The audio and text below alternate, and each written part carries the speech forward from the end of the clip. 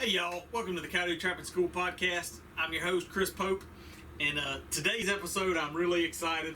I met at the episode, I do an interview with Jeff Hagerty, and he's the inventor of the HAGz Bracket, and so all of his stuff is under J3 Outdoors. And I say the HAGz Bracket, he's got several different brackets and different things, but so we kind of talk about his products and how they came to be, and a little bit about kind of northern trapping. So he's a Michigan guy.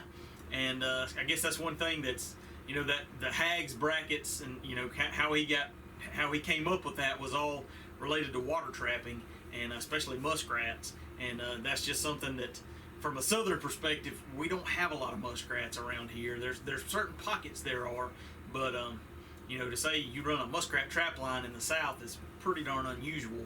And so that's, I like hearing how people in different parts of the country run their trap lines and what they target, just because it's so different from what a lot of times what we're doing in our little area, our little circle of influence. So Jeff is a really neat guy.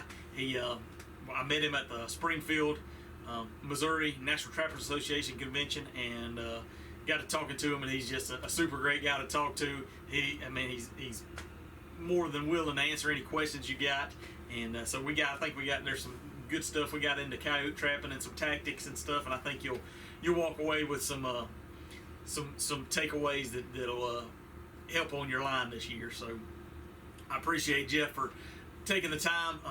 You can follow him. His all his business is at J3 Outdoors with a Z. So it's j3o.com, and I'll post all this in the notes or in the description down below. But j3o.com, and then on Facebook and Instagram he's J3 Outdoors with a Z, and his HAGz brackets are HAGZ brackets. So really interesting. I hope you enjoy.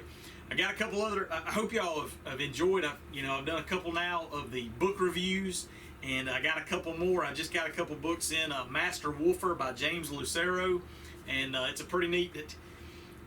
This is not one that you see in the trapping magazines and the trapping catalogs. This is I actually found. I came across it in a couple of other books, and then there was a post on Trapper Man actually this year with the contact information for how to order this. You order it directly from Mr. Lucero, and it's pretty neat. He signed it, and then he even sent it with a note of kind of in his heyday.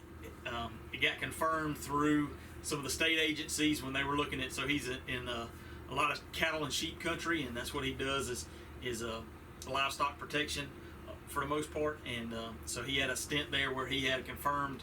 I think it was right around 1,300 coyotes in a 12-month period, all with foothold traps. And that's what the note from the state agency, it talks about, some folks using M44s and getter guns and things, and then they mention him and his success just with foothold traps, and that's definitely a serious accomplishment. So I've heard a lot of good things about this book. I'm only a chapter in right now, but I think it's going to be well worth. I'll do a review on this. It's $35, and it's a 55-page book. So then I've also got Clint Locklear's The Mindset of a Professional. So I'm pretty anxious to get into that too, because I feel like a lot of what we deal with is all mindset related. Being willing to kind of open your mindset to think about things differently, or think about things from a new perspective, and then also having the mindset of being serious about it, taking it maybe from a professional mindset. So I'm anxious to see that and see what kind of what Clint talks about there. So hopefully y'all are liking those review podcasts.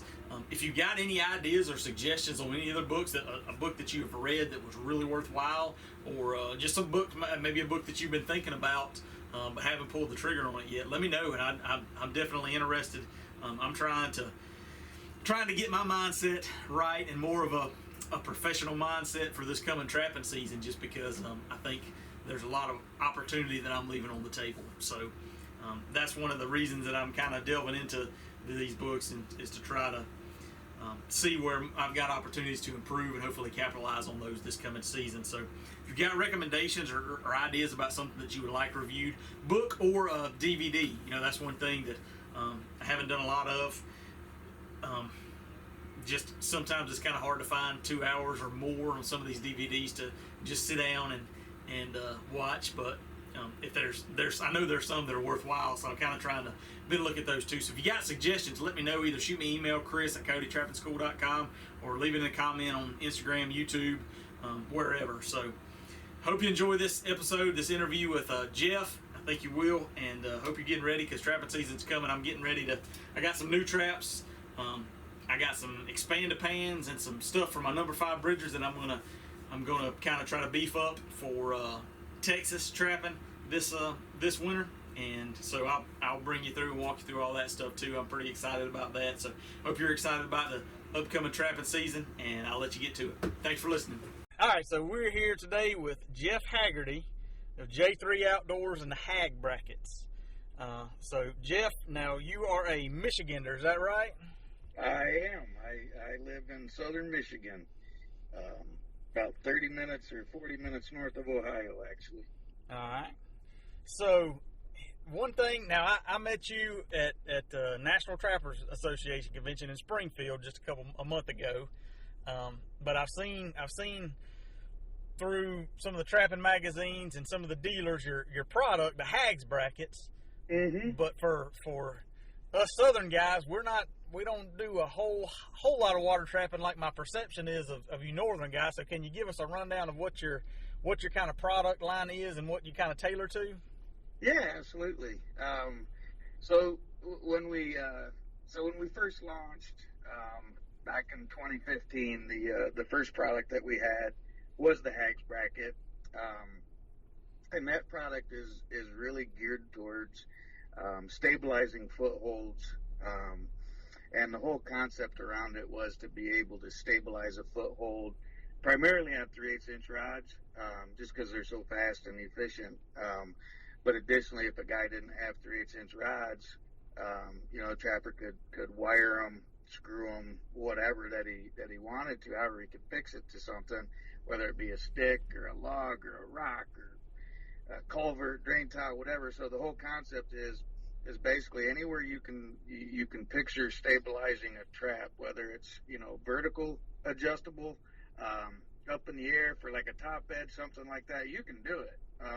There's basically no place anymore that you can't stabilize your trap on a water line. So that was kind of the concept of it. But because we were attaching it to the end of your trap, what I wanted to still be able to run all of your traditional sets by, and all your various staking methods, running rebar stakes or T-bar, even doing, a quick drowner or something like that. So the bracket's got all of that in it, right? It's got a stake swivel built in, a drowner built in, and it's got the slots for stabilization, to stabilize your trap. But the whole concept is essentially be attached to your trap, right? Therefore, you're not reaching into your pack basket trying to find a device, or dropping it in the water like what I primarily would do, so on and so forth. So just trying to improve efficiencies on the line. But we brought that out in 2015, and then as soon as we brought it out, trappers, well, what else you got? Right. What do you got for us body grip guys? So we'd already been working on something, trying to integrate with body grip traps, and again, wanting the same sort of thing, whereas the stabilizer is always attached to your trap, in a non-impeding, disrupting sort of way. So that's where we came out with our spring clip. So the next two products that we had were the spring clip. So we have one that's fits on that same 3/8" rod. So if you're already using the brackets for your footholds, it's really kind of a no-brainer, especially for the cost, to put on the spring clips on, say, your 160s and smaller. It just fits the whole system, if you will, really nicely. And then we had the other spring clip that we had was for, of course, here I am focused in southern Michigan on mink, muskrat, those sorts of things. Well, of course, our otter and beaver trappers want something. So the next product that we had was the Spring Clip XL, which is a bit bigger spring clip. It's made for your 220s to 330s, and that works on a 1/2 inch rebar. So because we jump up to the bigger animal, bigger trap, we're increasing the rod size that it fits on. But it does the same thing. It gives you the vertical height adjustment for as long as that rod or rebar is, right? So both of them, whether it's the Spring Clip or Spring Clip XL, the concepts are the same. It's a device that attaches to your trap.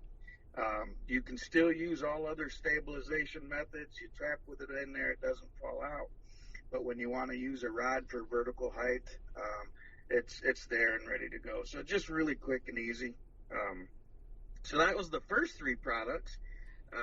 And then we had a launch last year with our bait holder, just to make those baited sets a little bit quicker for guys that run baited sets for muskrats and stuff. So essentially, those first 4 products were geared towards the water line for the most part, right? So the ones running the 3/8 inch rods, target animal on that is really your mink and muskrat, whether it's top edge sets, bottom edge, or it's baited sets, those sorts of things. But the 4th product that we had, with the bait holder, is just a complement. So it just complemented that line, basically what it did. And then this year we launched 2 new products. One product is just a product that I've been using for. We was trying to figure it out when we started to do some marketing and stuff for it back in the spring. And I think it's about 15 years, somewhere between 12 and 15 years is what I've been using it. And it dawns on you when it's a decent product when you don't have any more, because everybody that comes to your first shed takes them. Yeah. And that was our tail hook.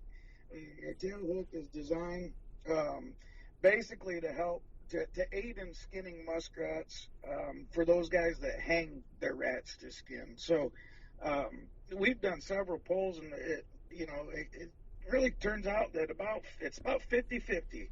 The number of people that will hang their rats to skin versus the number that'll put them on a bench and, do the inside out method or put them on their knee or whatever. So it's about 50-50, and we came out with that in the spring. Again, it hooks into the tail, just a slight little poke, and it pierces up against the bone.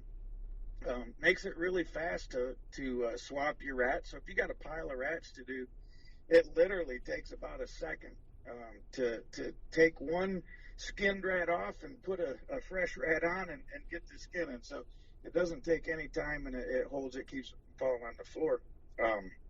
So all those were geared towards your water line. And then I had been working a little bit on a slide lock. Here in Michigan, I like to slide some of my coyotes where I trap. I'm in a lot of agriculture ground, a lot of bean fields, and the problem is I run my trap line before and after work on most days, right, when I'm not on vacation or whatever. Yep.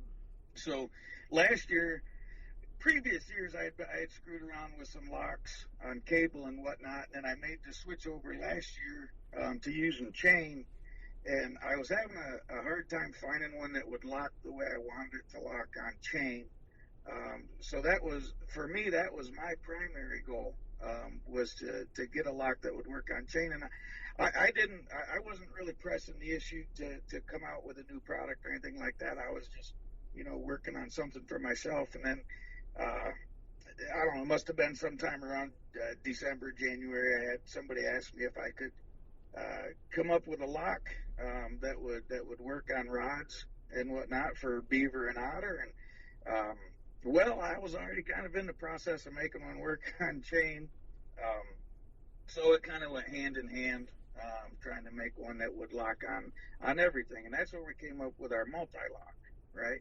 So our multi-lock is a product that it acts as a slide lock for the guys that want to use it on dry land. So you can use it on number 2 machine chain if you wanted, for an example, for like what I use. But also it'll work on cable, up to 1/8 inch cable. It'll work on wire. So basically it's working on a number of things, for your standard materials that guys will use on the trap line. But in addition, it'll work on all of those different drowning rod devices for your beaver and otter guys.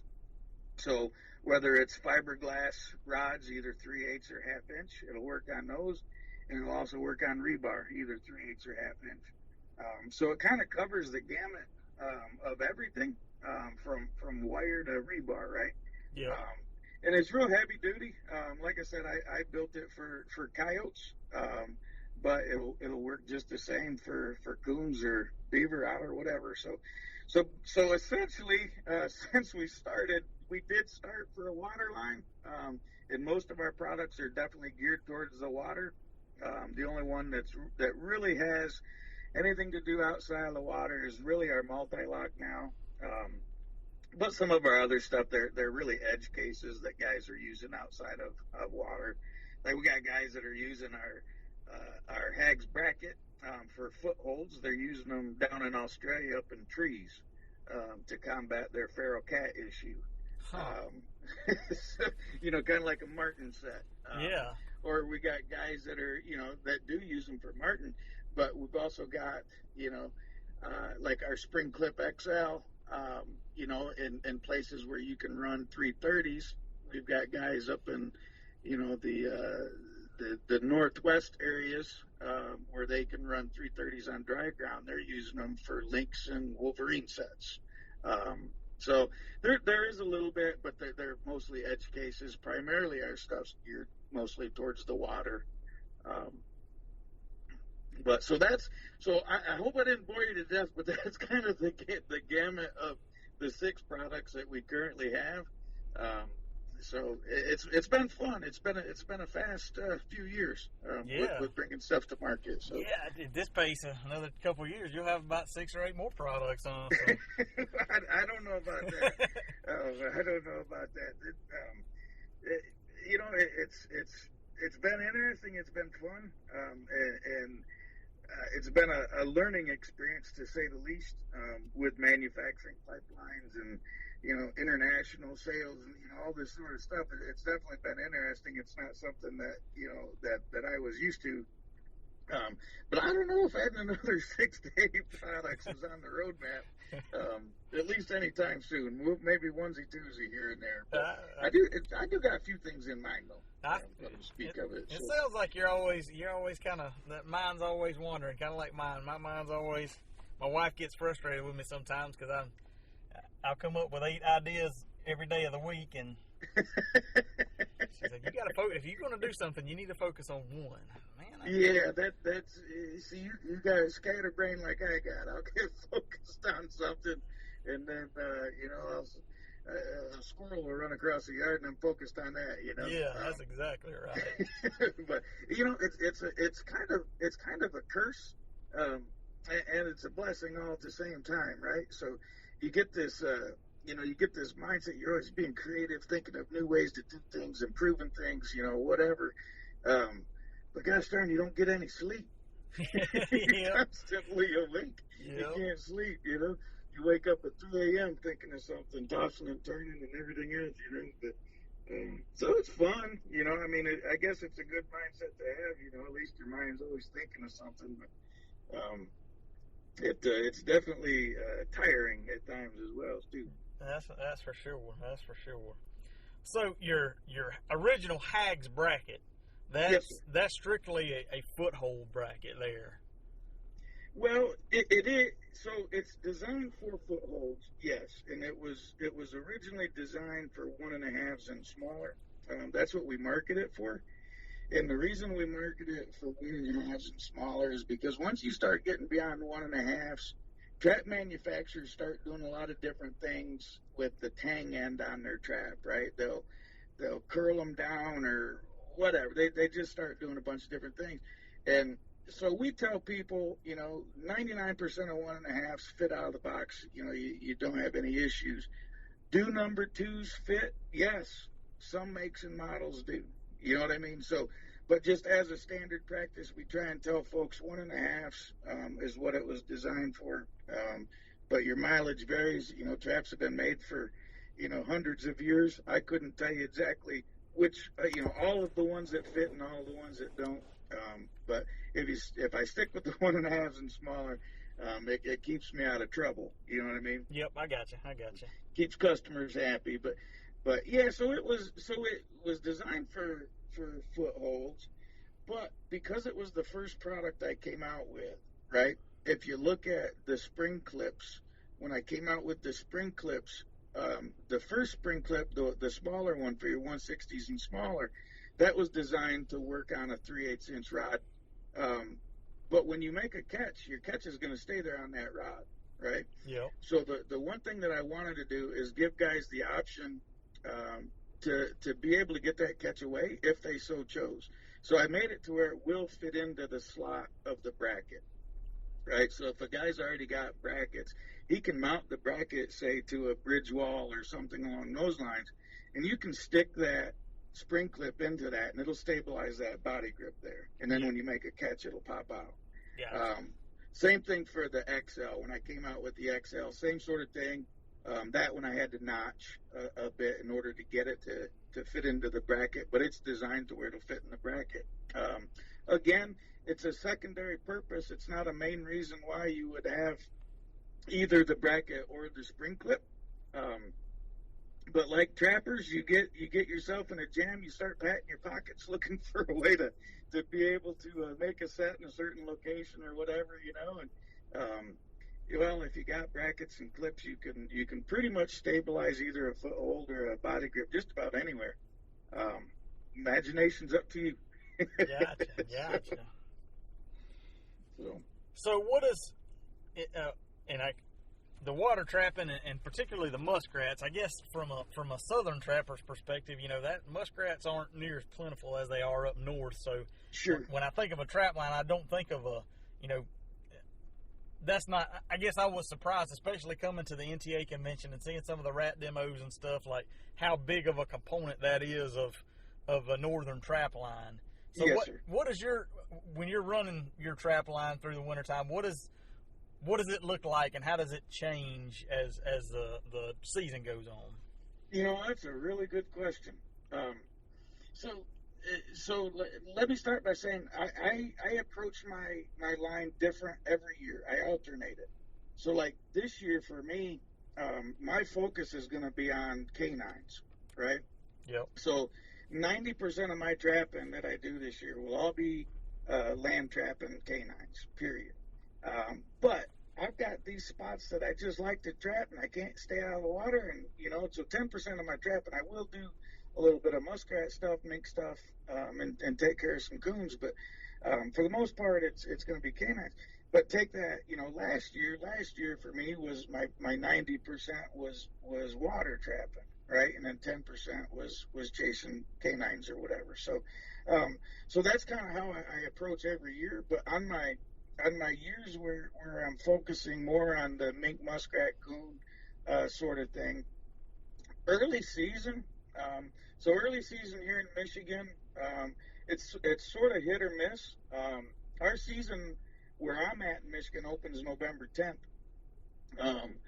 And on November 10th, you can have ice, right? It's not that you always will, but you can have ice. So generally what happens is I'll go out and I'll set out an open water line, right? And I'm basically trapping 3 different bodies of water. I'm trapping ditches, where I can use just about anything. I can use colony traps. I can use baited sets. I can use runs where I'll use body grips. There's all kinds of different trapping that you do in the ditches.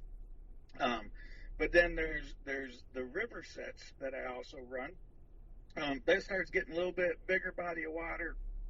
You start leaving your colony traps at home, and now you're using bottom edge sets, you're using baited sets, blind sets, all of those sorts of things, pocket sets. And then there's also the bigger bodies of water where we're trapping ponds and lakes and so on and so forth. And on those bodies of water, we're targeting more of your hut rats, right? So generally, I mean, you'll still have some bank rats and stuff too, but generally, you're doing more of your hut trapping at that point in time. And that doesn't mean, not saying that, all your traps are on huts, but it's just a different style of trapping, right? It's more you're setting on, you might set a trap or two on the hut, and then beside it you might be trapping the feed bed or the soft feed bed, and you might be making a baited set. So it just changes, right?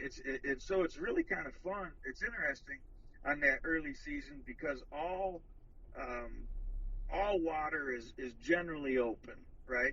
Yeah. But as soon as you start getting that ice, skim ice and stuff like that, your strategy starts changing a little bit.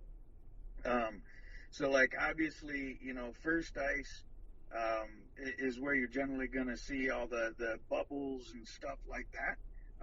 And when I say bubbles, what I'm referring to is the air bubbles that the muskrats will make when they come out of their bank dens or when they come out of their huts or so on and so forth. You'll be able to see the bubble trail.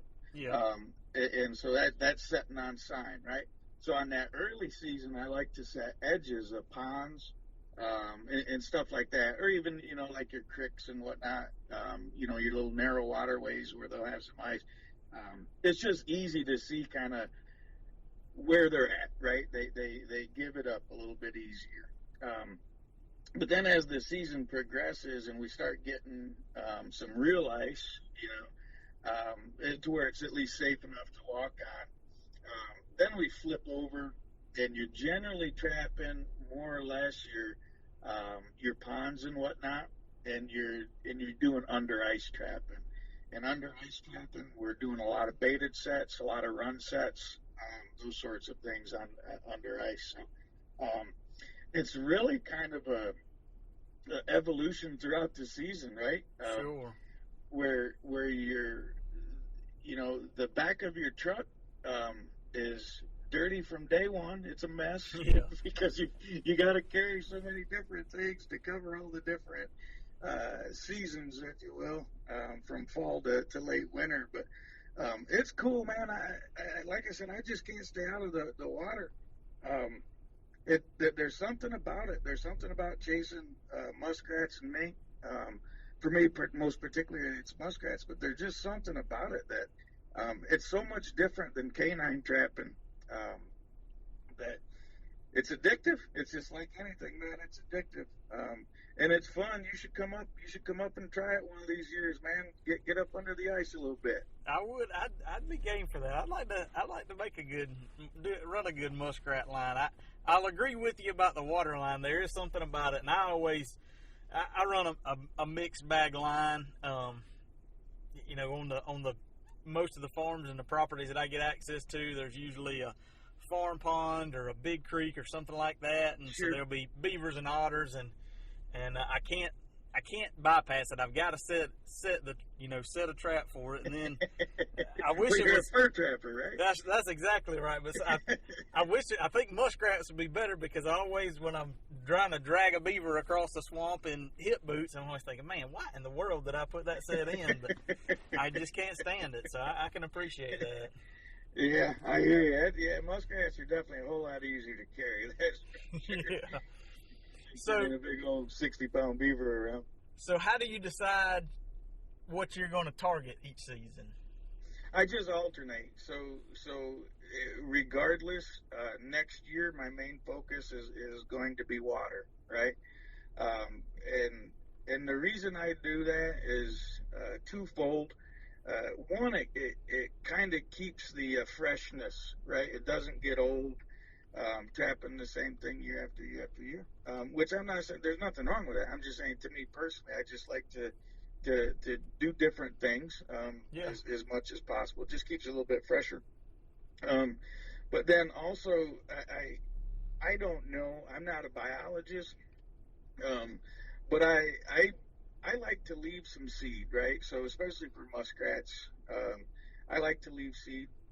Now, granted, they'll have multiple litters a year and so on and so forth. But I like to pull off of, certain bodies of water, leave that seed. I don't touch it next year. Or if I do touch it, I'm just marginally touching it just to keep that property owner happy so they see my presence or whatever. But I'm leaving it baked, right? And then the following year, it's generally got a really good rat population, right? That's my program. Again, I don't know if it makes scientific sense or anything like that, but it makes sense in my head. So that's what I do, and I just, like I said, I flip back and forth. Just alternate year in and year out.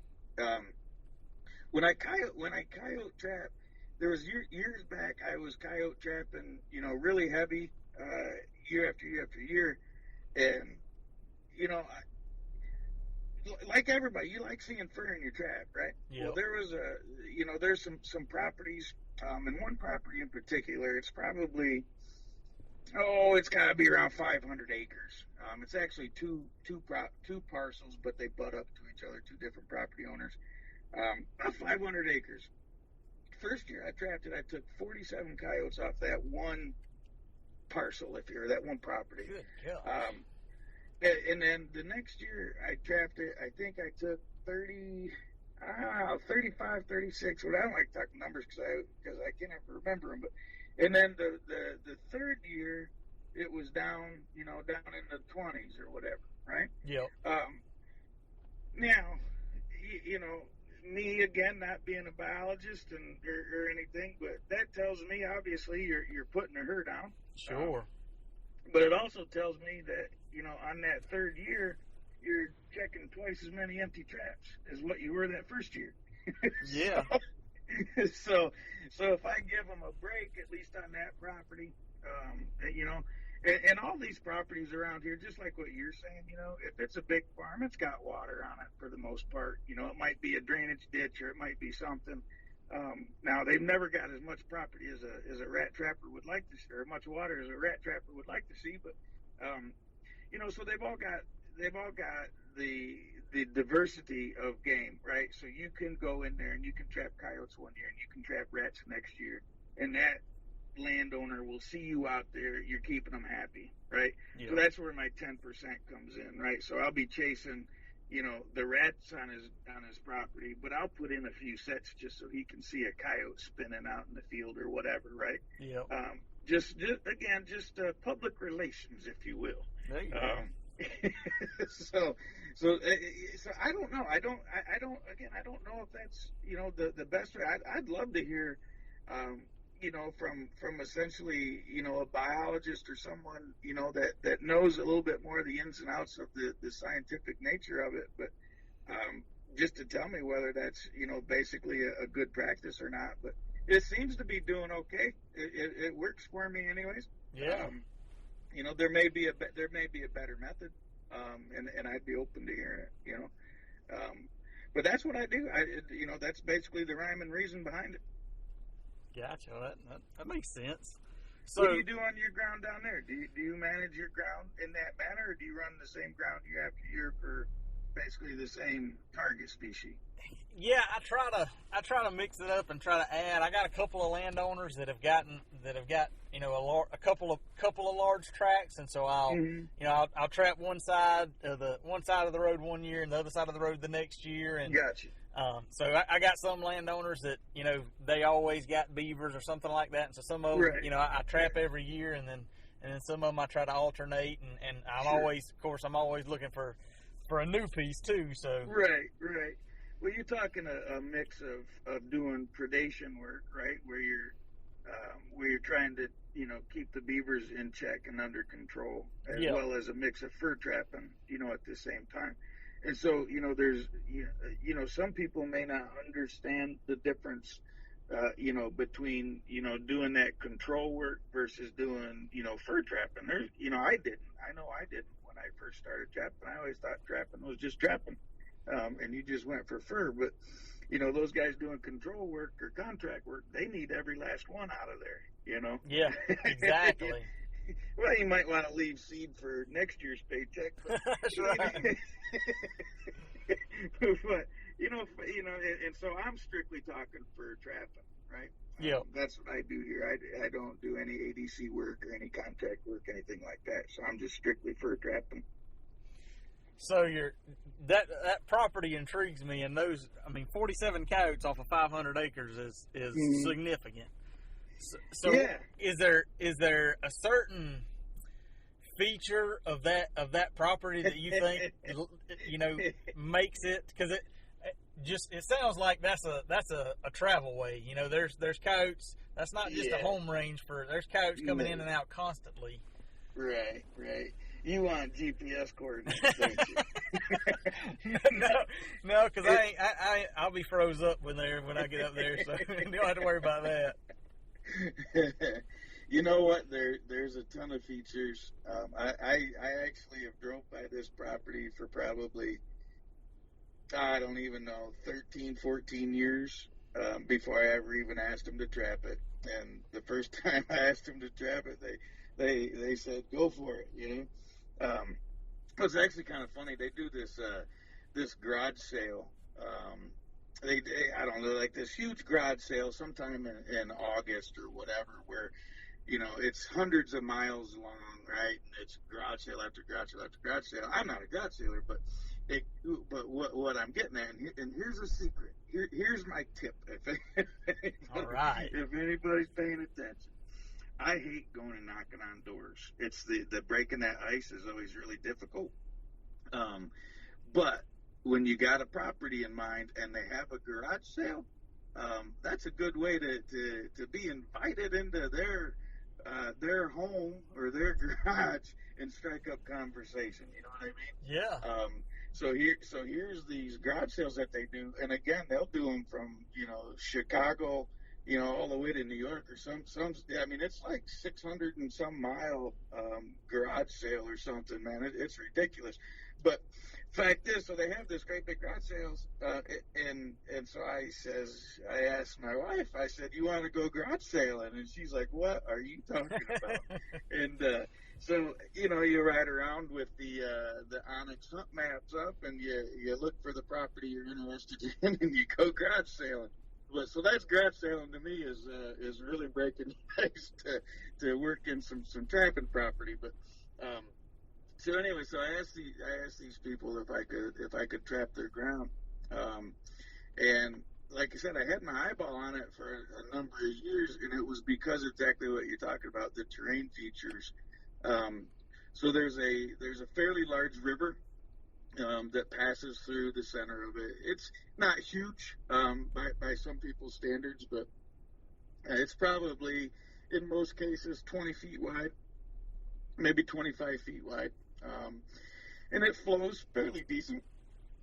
And then so you got this river that runs the entire length of it, actually splits it right in two, and then there's also a major highway on one side of it, and there's also an old railroad bed that goes across there. So there's really three major, I guess you could say, travel corridors, if you will, that are very, they all kind of come together, and it took me a while to kind of piece it all together and put together. But there's also a lot of different crops that they plant across this property, right? There's everything from they'll plant sunflowers, they'll plant corn, they'll plant beans, they'll plant wheat, they'll have everything.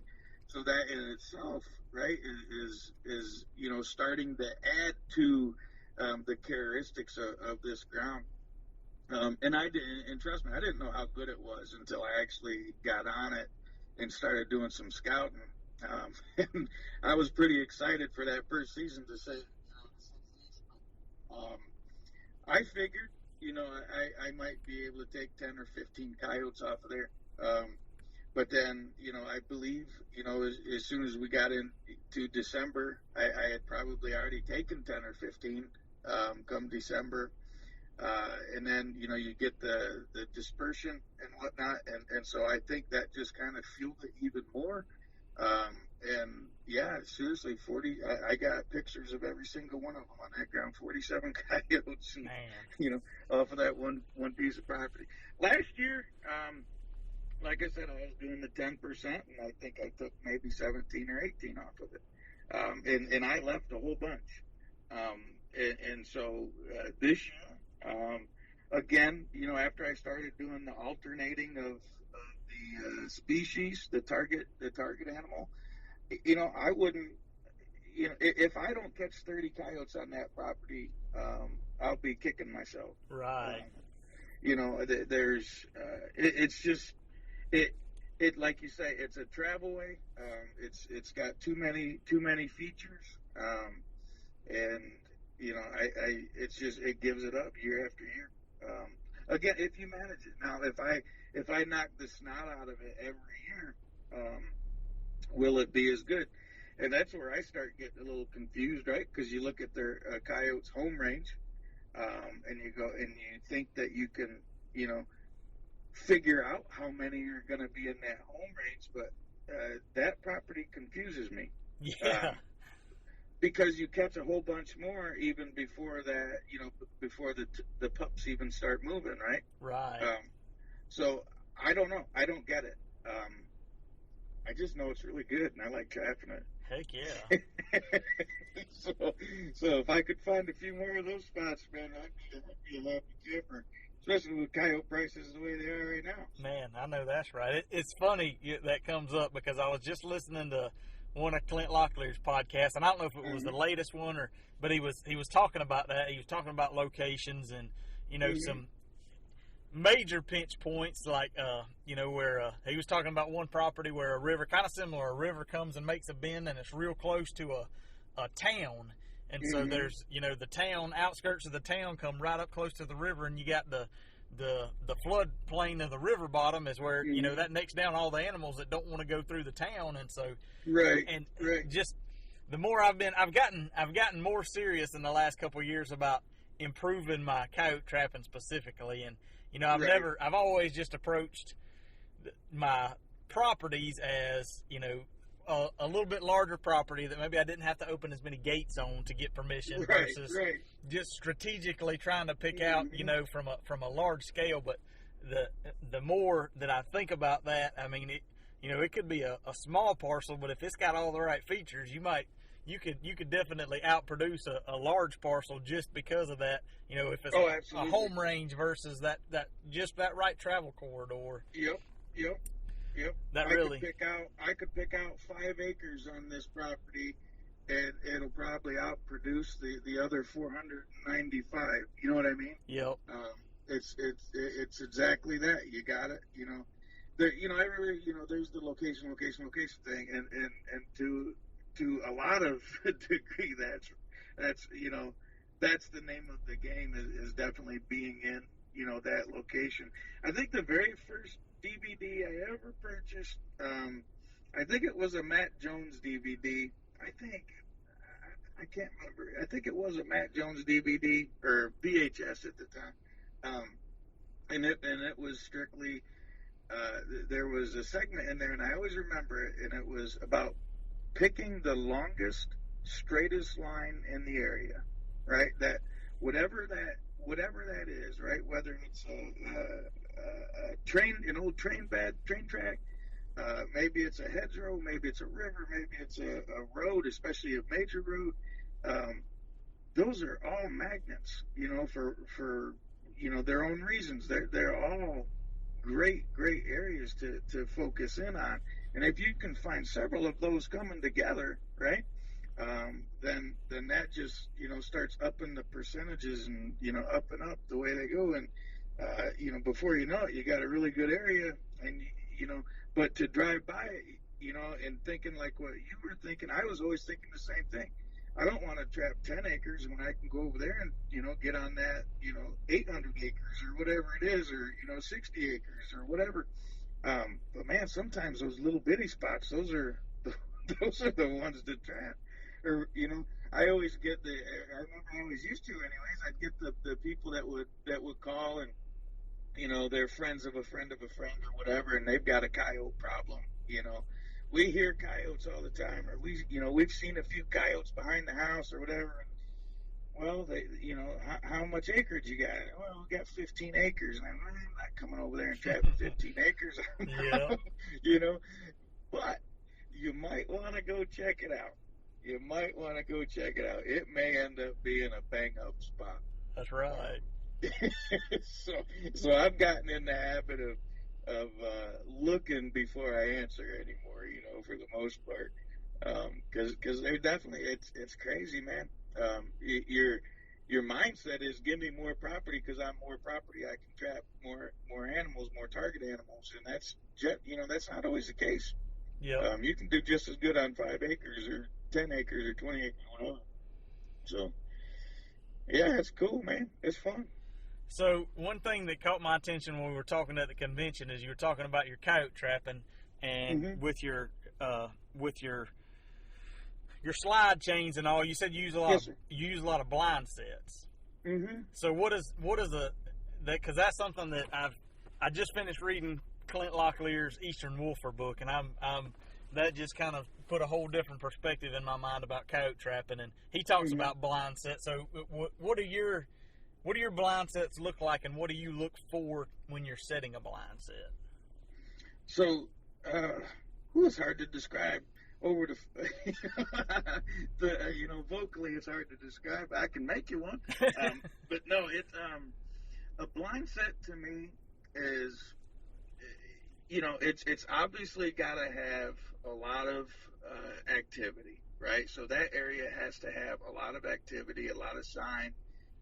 Whether it's scat footprints, everything, right? It's got to have a lot of activity, and I don't think a blind set is something that you can just go out, your first or second year, maybe, and get the hang of. Maybe you can. I know I would never be able to. To me, it came from year after year of watching how a coyote walks, their gait, all of that sort of stuff, and then I used to do a lot of snaring, a lot of cable restraints, you know what I mean? So all of that started to play into the blind setting. And it was about a half dozen years or so ago that I started really getting into blind setting.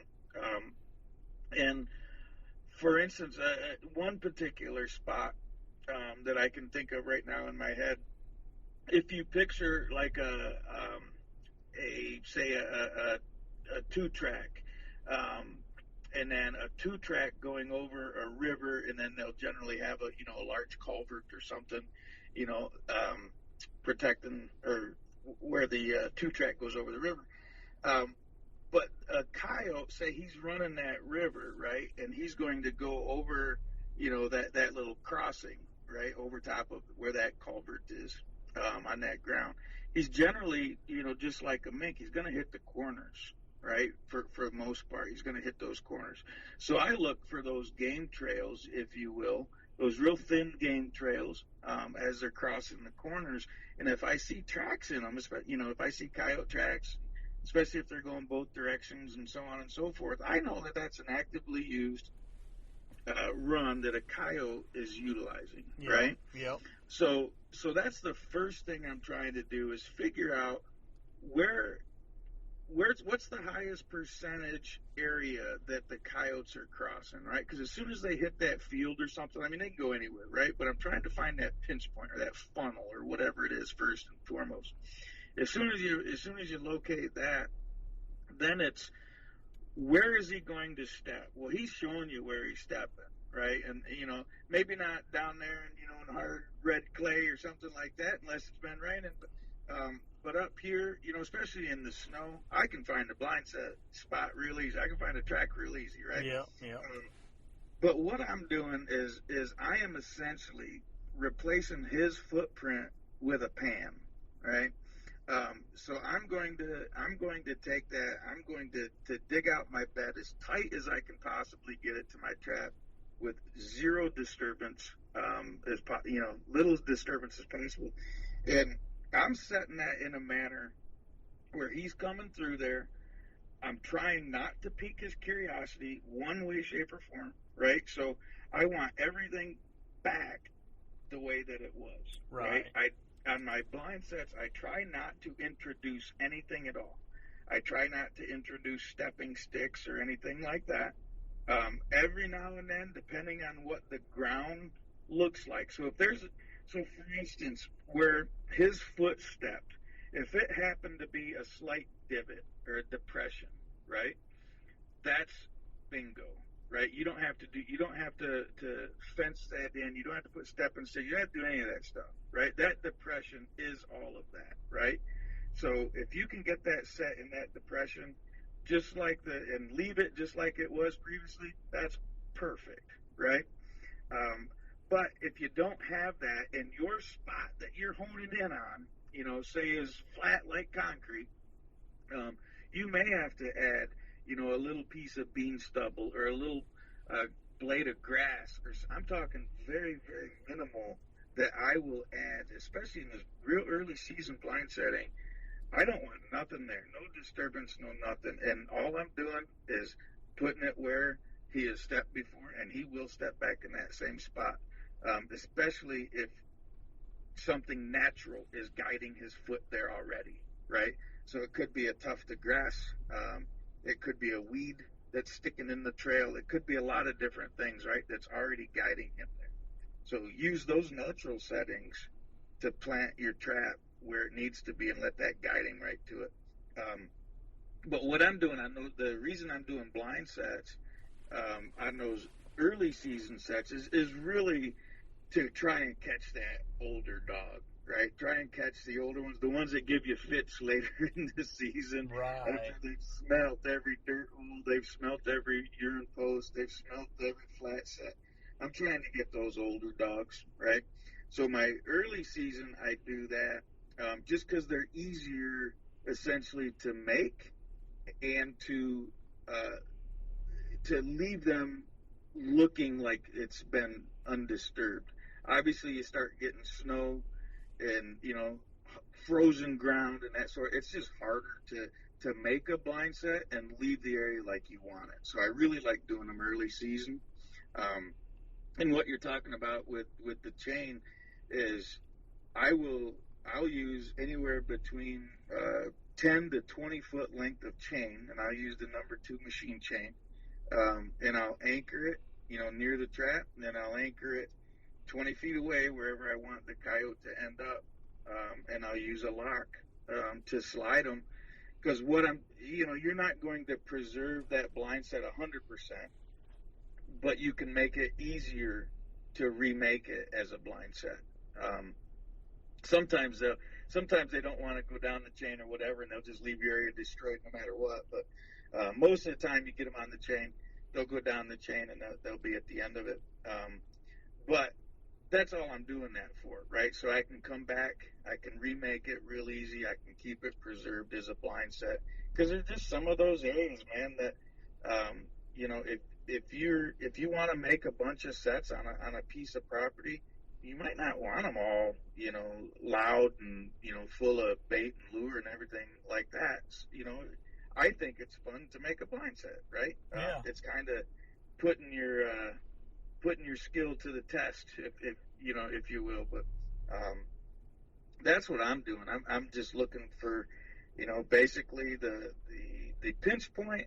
I'm trying to leave it like it was, and I'm trying to let the natural environment guiding right to the pan. Like I said, whether it's a leaf or a weed or whatever really sticks out to me. When I'm looking at that run or whatever it is that I found those tracks on. Right. That's interesting.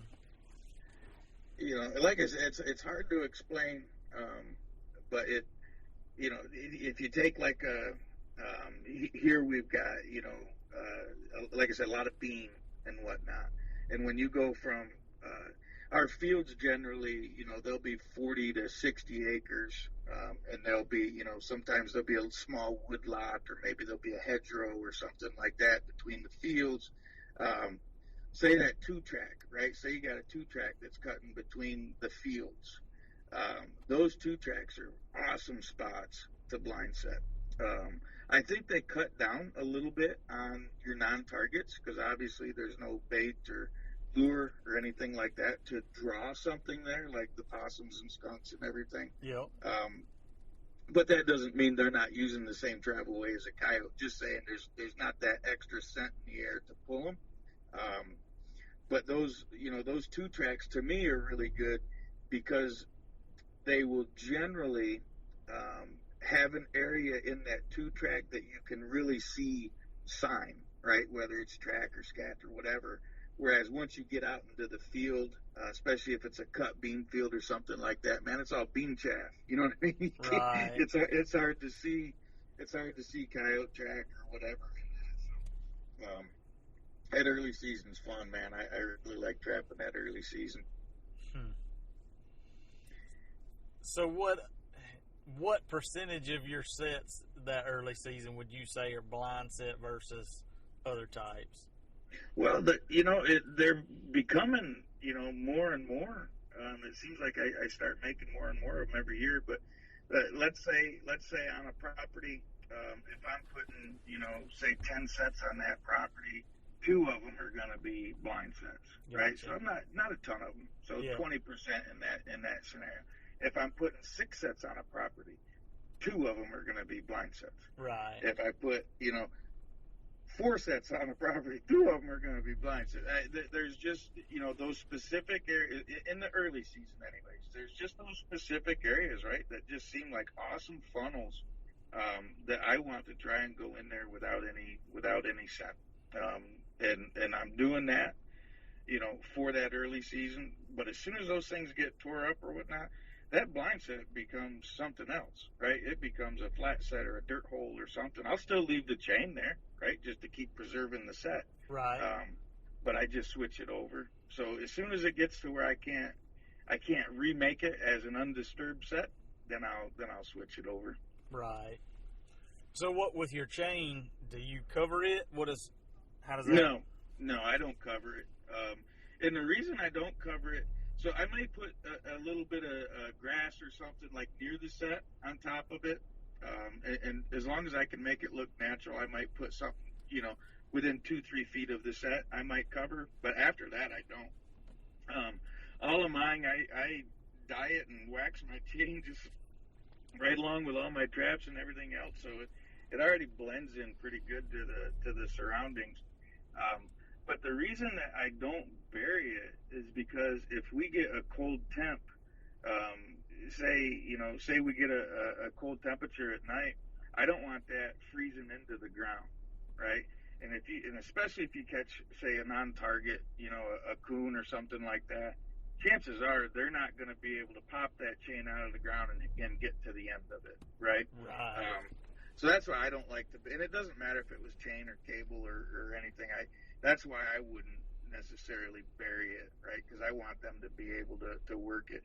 Now, if the forecast is, it's going to be in the 40s at lows, the lows are in the 40s for the next few weeks, then, maybe I'll bury that first 3 feet or whatever. But for the most part, I don't really pay much attention to that slide, right? Whether that's cable or chain.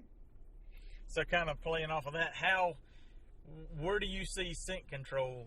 Are you on the Tyvek suit, or are you on the bare hands with a cigarette hanging out of your mouth? Where are you on that spectrum? Well, I guess you could say I am somewhere in the middle. Okay, which I think is where most people are.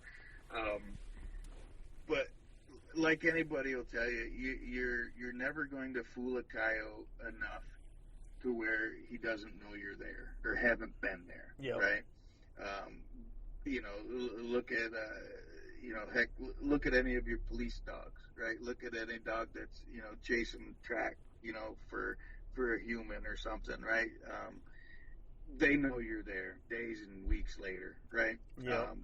So that's kind of like what you're doing these blind sets, or any set for that matter. I'll walk up and down it just a little bit. So if I'm setting a certain area and there's a run, I'll walk up and down that run if I'm setting a run. So just very similar to if you're putting in cable restraints or snares or something like that in the snow, right? You don't want them to be coming down the run and all of a sudden pick up your scent as it would be if you crossed it, right? Right. So I try and get it to where the trap is, it's not creating any extra alertness, right?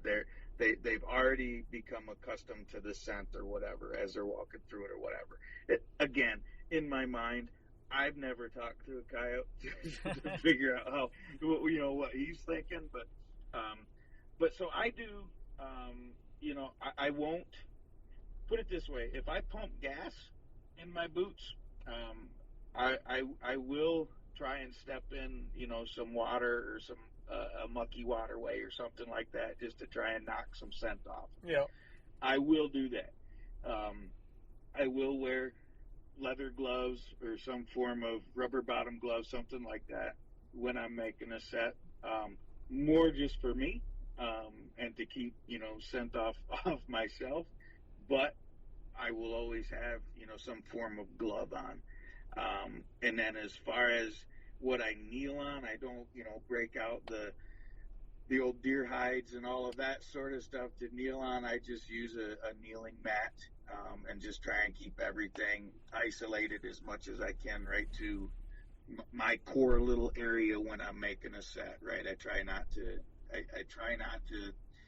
throw, lures and tools and everything around. I try and keep everything, as contained as possible. But so I wouldn't say that I'm radical.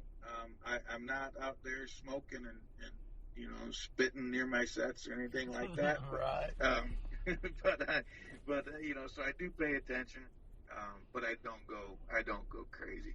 I go more, put it this way, I have a little bit more scent control when I'm deer hunting than what I do when I'm coyote trapping. Okay. I guess is how I would put it, right? Yeah, fair enough. So have you done some state hopping and traveling around trapping out of state? Yeah, a little bit. Never as much as what you want to. But yeah, a little bit. I've trapped up, the Upper Peninsula is, you might as well call it a different state. It's, 12 hours to get to where I go trapping in the Upper Peninsula. But then I will, I've trapped in New Mexico a few times, and that's always fun, trapping out there. Last year, trapped on Kodiak Island, up in Alaska. This year, I'm still trying to make plans for where I'm going. I'd like to get back out to New Mexico. Might get back up to Kodiak Island. Again, still trying to make everything work at the moment, schedule wise, and seeing how everything lines up. But yeah, man, I like trapping out of state. It's a lot of fun. It's a different experience. Kind of like sitting in a different tree when you're deer hunting. You know That's what I mean? right. You see something different. Yep. So it's kind of cool. It's kind of the cool thing to me is being able to go after species that you don't necessarily have in your home area, your home range. Yep. I think that's probably the exciting part, the intriguing part to go into different areas. Is just chasing different species. So what were you chasing in New Mexico? Every time I go out there, the primary target is always bobcat. Just that they've got beautiful cats, and I'm doing more higher elevation areas out there. So like our low elevation where we trap is 7,500 feet, and then a lot of your sets are going to be 8,500 to 9,500 feet, and then some over 10,000. But you know what I mean. So it's a different way of trapping. Everything's up and down. You're not driving to anything. It's a whole lot more footwork, but it's fun. It's a different experience.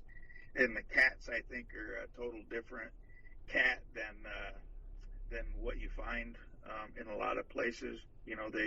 Everyone I had, they've always graded out Western heavy. I'm not going until February as well, so I know that definitely plays a role. But just beautiful cats that they got out there. So that's the primary target, and then I'd always wanted to catch. We don't have ringtail cats here in Michigan, and I've always wanted a ringtail, and I was finally able to get a ringtail. I think was it 3 years ago, something like that. I was finally able to nab a beautiful ringtail. So again, just different species, man. But you'll pick up your coyotes and your gray fox and all of that sort of stuff, which is fun too. And then The other thing that's cool that's different than here is river trapping, right? You're trapping the mountain streams and stuff out there, which is, again, it's a different animal. You're hard pressed, at least where I was, to find muck. It's a lot of rocky bottom. So it's just, different style of trapping. Trapping for beaver out there. In fact, that's where I was out there testing the Spring Clip XL. 1 year out there, we was testing it, and so that's what I go out there for, man. Just fun and different, Yeah, for sure. So, did you ever have any brushes with lions out there? I never have connected with a lion. We definitely set up on some lion, after they passed the law that you could. One area that we were trapping had an elk kill, and it had some fresh lion around it, fresh lion sign around it, and it's a little bit of a sore subject, but when the native locals out there decide they would rather have your trapping equipment than have you catch a lion or whatever, it gets a little frustrating. But so it can be definitely an issue out there, is dealing with the public, I guess you could say, even when you're on private ground. It's tough, man. They're pretty ruthless out there.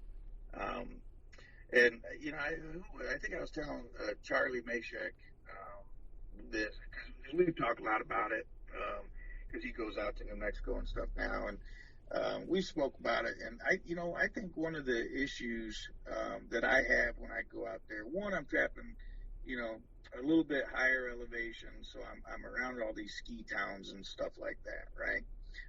So you got tourist populations and whatnot that are in these areas, but when the weather breaks, everybody comes out of their houses. Everybody wants to go hiking. Everybody wants to go cross country skiing. You know what I mean? Yeah. And so when you set up that area you thought you had to yourself, and that weather breaks, man, hold on to your hat, because the granolas are going to come out in full force, and they're definitely going to have their way with some of your stuff. I guarantee you that. So,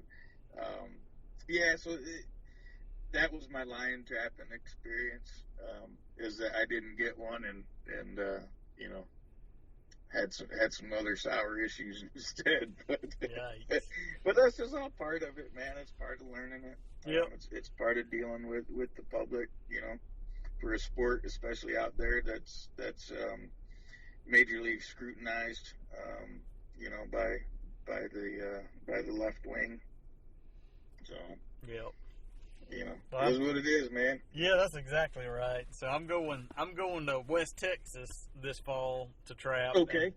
And so I've been trying to pick anybody's brain that I thought might even have seen a mountain lion, just to see what possibilities, how to set for how I might could increase my odds of picking one up. So sure. I do. I will shoot you some contacts after we get done here, and maybe some folks will help you out. But the equipment that you need to use is pretty stout, man. That'll make a fella have to mortgage his house. Yeah, But man, it'd be awesome. It'd be fun to be able to get out there and hook up on some lion, especially when the law is in your favor. Yeah, exactly. Get there and get it while the getting's still good, I guess. But yeah, we'll see. I talked with Andy Weiser a little bit at the convention, and then Tim Caven about traps and all. And so I run a bunch of number 5 bridgers for beaver. Sure. And so I'm going to laminate. I'm going to add an expander-pan to all those, and set all them up on drags, and that's going to be probably my go-to lion trap while I'm out there. So. Yeah, I know. Tim also makes a wolf trap that I seen that actually Mitchell Simpson had some of them that he had laminated and whatnot, and they were a stout beast. I don't know that that's all that he uses, but I know that he makes one heck of a trap. And that would probably be the first thing I turn to if I was trying to go out there and catch some line. Yeah, he showed me his I think it's a 750. That's just a lion wolf. It's all beefed up. It is. It's stout for sure. Yeah, the biggest thing is you just have to, obviously you have to pay attention to what the state law is. I don't know what Texas is, but I believe in New Mexico, I don't think you can use anything bigger than a 650 on land in New Mexico. So you just have to be obviously cautious of that. But yeah, I'd go with that wolf trap bit, as long as it's within their laws and try and come home with one of them suckers. That's the game plan, and I think Texas is about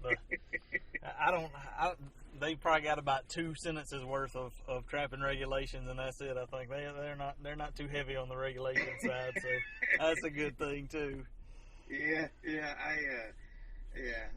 I've read their regs before, and you're right. It's you probably put it on a Post-it note. Yeah, exactly. Which isn't a bad thing. No, definitely not a bad thing. But no, that'd be fun. Get out there and chase them. We'll see. I'm hoping I think there's some ringtails in the area, so I'm hoping we can. That'd be cool. I can bring back a few first time catches. We'll see. Yeah, it'd be a good trip, man. It'd be a lot of fun. Well, we've been talking for a while here. I'm just gonna run through some real basics. So, what's your go-to coyote trap? My go-to coyote trap is twofold. It depends on the season. So I was just telling somebody the other day. Somebody was asking the other day, kind of what my program is, and I'll start early season with MB 550s. Been running them for years. I run both the closed jaws and the offsets. But early season, it's a 550. As the season progresses, and we have to start switching over to whether it's peat moss or wax dirt. As soon as I start switching over, I'll also switch over my traps or rotate my traps out anyways, and I'll replace them with 650s. So I use 650s as soon as the weather starts turning sour. And the reason I do that is primarily because I like the way that trap has the 2 solid jaws, right? Yeah. So there's no loose jaw, and I like that, especially when you're setting in, that loose peat or that loose wax dirt. I think it makes a better bed. But that's me. That's my program. But that's what I like to do, man. I've ran them 650s probably for, I don't even know, 12, 13, 14 years. And I've never had a problem with them. I like them a lot. So why do you run the 550s early? Why wouldn't you just run the 650s all the time? Well, it's a good question. I don't really have a solid answer other than the 550s are lighter. I gotcha. Fair enough. 550s are lighter, and I can go down to 2 springs on my 550s. Just easier to set. Generally that earlier season, I'm going to have a whole lot more sets out. So like if I'm running, during work, I may be running anywhere between 50 and 80 sets, right? But if I'm taking, if I'm on vacation, you can add another, 40 sets to that or whatever. So when you do that, the two springs are a whole lot nicer than 4 springs when you're making a bunch of sets, right? Yeah. But that's really the main reason. And I've ran, 4 coil 550s and stuff like that. And if I run out of 650s, I'll trust me, I don't have any problem throwing a 550 in the ground at all. In fact, I'll always have some. But generally, that later season, I'll have fewer traps out because I'll start, when the snow really starts flying, I'll have more cable restraints and stuff. You know what I mean? I'll have more of that out as well. So, it just, it's just kind of like the water game. You start adapting to the season a little bit more, right? And you start running what you can be a little bit more efficient with. Yep. And cable restraints when you got, a foot or more of snow, just it's more efficient. Oh, It's hard. It's hard to argue it.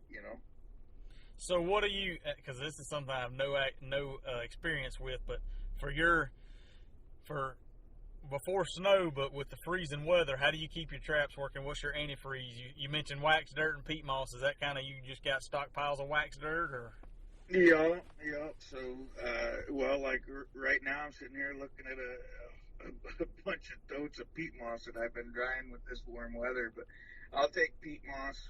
I'll get peat moss over the summertime, and I'll dry it. I'll take it out of the bags and I'll dry it, and then I'll store it in totes. And then I'll also do the same thing with dirt. But I'll make wax dirt, and then once once you start getting in those freezing conditions, I'm either using peat moss or wax dirt.